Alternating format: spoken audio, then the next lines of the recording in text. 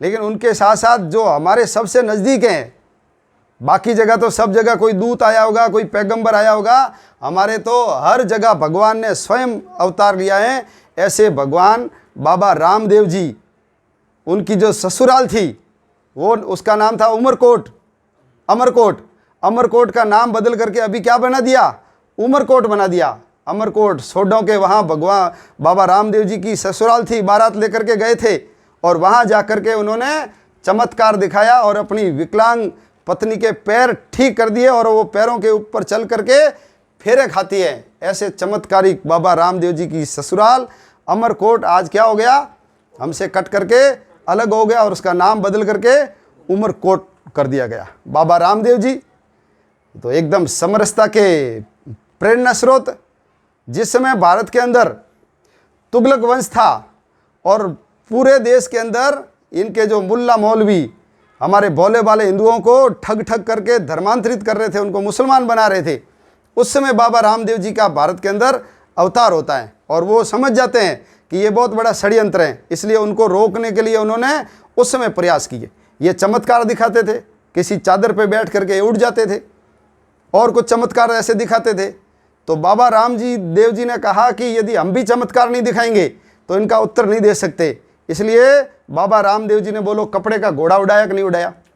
यदि तुम्हारी चादर उड़ सकती है तो हमारा कपड़े का घोड़ा भी उड़ सकता है। उफनते हुए दूध को बोलो उन्होंने शांत किया कि नहीं किया। डूबते हुए जहाज को बचाया कि नहीं बचाया। बोलो लूण, मिस्री का लूण बनाया कि नहीं बनाया और वापस उसकी मिस्री बनाई कि नहीं बनाई। ये चमत्कार किसने किए, ये बाबा रामदेव जी ने किए। और ये जितने उधर मेघवाल और भील हैं जिनके अंदर जाकर के ये सारे पीर पर्चा दिखाते थे, तो बाबा रामदेव जी भी वहाँ जाने लगे और वहाँ जाकर के उन्होंने जागरण यानी सत्संग वो आरंभ किए। जैसे ही वो जुम्मा बोलते हैं, जुम्मा यानी शुक्रवार की जो नमाज होती है, जुम्मे की नमाज बोलती है, बाबा रामदेव जी ने कहा ये भी हमारा जुम्मा है और इस जुम्मे के द्वारा हम जागरण करेंगे और लोगों को सचेत और सावधान करेंगे। इनके झांसे के अंदर मत आओ, सर्वश्रेष्ठ धर्म है तो कौन सा धर्म है, ये हमारा हिंदू धर्म है। तो ऐसा जन जागरण करने का काम किन्होंने किया, बाबा रामदेव जी ने। और आज भी कहीं सत्संग होते हैं तो ये मेघवाल समाज का व्यक्ति यदि वहाँ नहीं आता, उसको रिक्शिया बोलते हैं, वो आकर के जब तक जागरण नहीं देता तो उस जागरण को हम पूरा भी नहीं मानते। उन्होंने डाली बाई को अपने सगी बहन से भी ज़्यादा स्नेह और प्रेम दिया। तो ऐसे चमत्कारी बाबा। और जब एक बार पीर आ गए उनके पास तो उन्होंने उनके बैठने के लिए चमत्कार करके 5 पीपल बोलो लगाए कि नहीं लगाए। और पीरों ने कहा हम तो भोजन नहीं करते, हमारे कटोरे कहाँ रह गए, मक्का में रह गए। तो बाबा रामदेव जी ने बोलो हाथ लंबा किया कि नहीं किया है। अपन बोलते हैं ना कानून के हाथ बहुत लंबे हैं, लेकिन बाबा रामदेव जी का हाथ तो कानून से भी कई गुना लंबा है। चलती बरसात के अंदर मक्का से बोलो 5 पीरों के कटोरे ला करके बिना हाथ पानी से गीला किए वर्षा में ला करके दिया। और जब ये चमत्कार पीरों ने देखा तो बाबा रामदेव जी को सभी पीरों ने क्या किया, प्रणाम किया। इसलिए बाबा रामदेव जी को हम क्या कहते हैं, पीरों का पीर। ये महापीर है, यानी पीरों को भी चमत्कार दिखा दिया जिन्होंने। इसलिए बाबा रामदेव जी को आज हम पीर पछाड़ बाबा रामदेव जी बोलते हैं। तो अपने सामाजिक समरसता का, हिंदू एकता का और कंकर कंकर हमारा शंकर है।